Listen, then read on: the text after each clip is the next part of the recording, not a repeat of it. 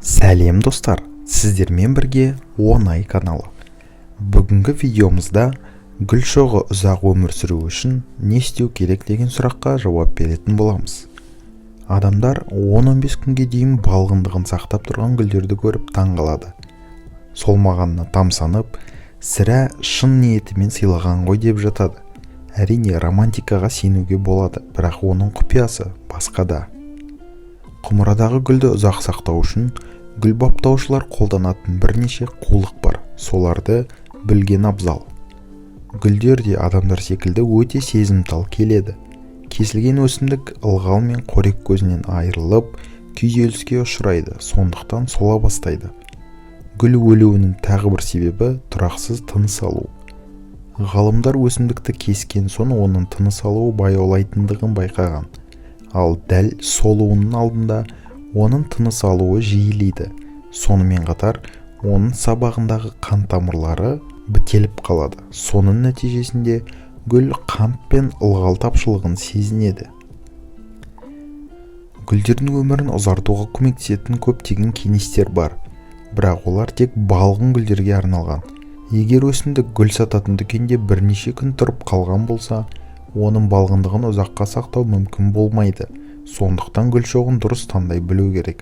Ол үшін келесілерге мән беріңіз. Гүл күлтесі мен жапырақ реңі. Балғын өсімдік өзінің қоректік заттарын әлі де жоғалтпағандықтан, гүлдері мен жапырақтары қанық бояуға ие болады. Өсімдік жапырағының құрғақ болуы немесе қарадақтары оның сола бастағанының бір белгісі. Гүл жапырақтарының көп болуы. Гүл шеткі жапырақтарынан бастап өле бастайды. Сатушылар гүлге әдемі түр беру үшін оның осындай түсе бастаған жапырақтарын қасындағылармен бірге жұлып тастайды.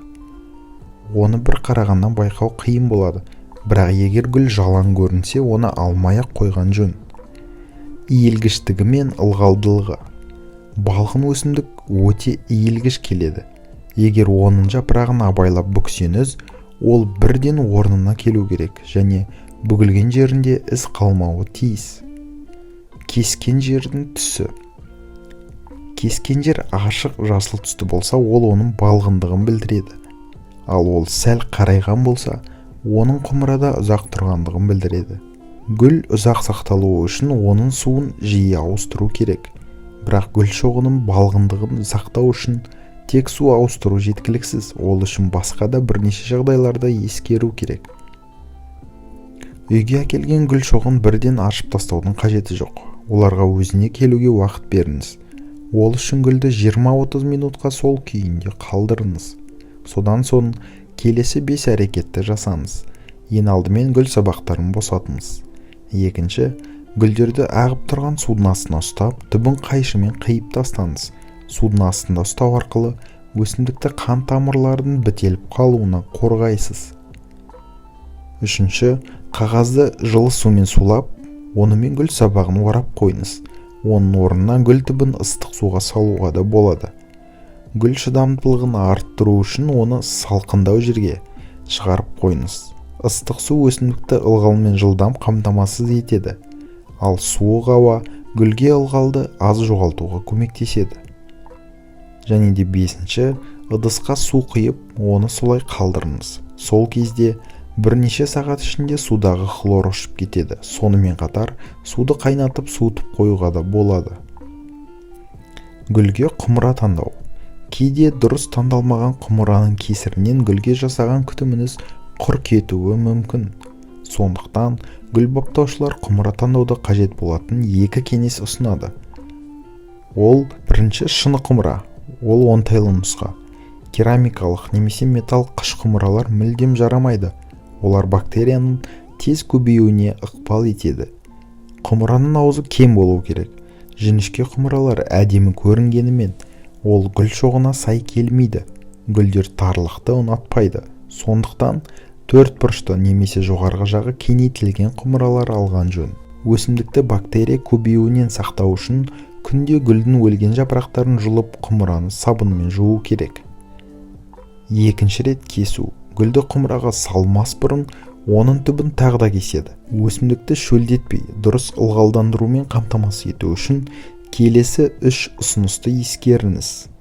Бірінші, қисық етіп кесіңіз. Сол кезде өсімдікте ылғал сіңіруге арналған үлкен жазықтық пайда болады. Екінші, төменгі жапырақтарды жұлып тастаңыз. Бұл әрекетіңізбен өсімдікті ылғалдың буға айналуынан және бактерия көбеюінен қорғайсыз. Және де үшінші, жұмсақ сабақтарды тіліп жіберу керек. Бұл қызғалдақ, нәркес секілді гүлдерге қатысты айтылған. Жұмсақ сабақтарды тек кесіп қоймай, ұзынынан инемен тіліп те жіберу керек.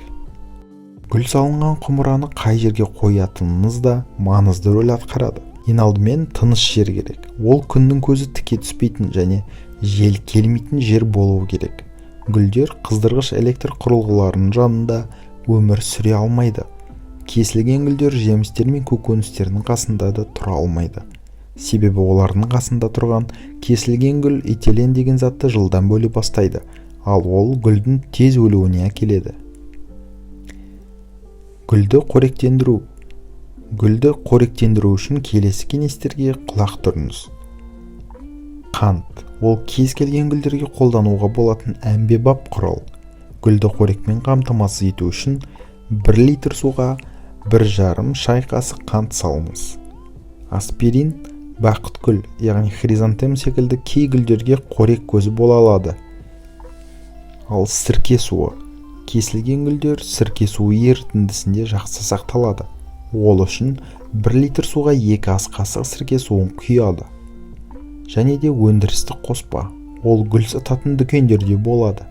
Және оны тек нұсқамасы бойынша қолдану керек. Олар ұнтақ немесе тамшы күйінде шығарылады. Байқағаныңыздай, гүлдер өте ұқыпты күтімді қажет етеді. Сондықтан сыйлыққа гүл алғанды қаншалықты жақсы көрсеңіз, гүл шоғына соншалықты сүйіспеншілікпен күтім жасауды ұмытпаңыз. Осымен достар, бүгінгі видеомыз өз соңына жетті. Сіздермен болған Оңай каналы. Келесі кездескенше достар.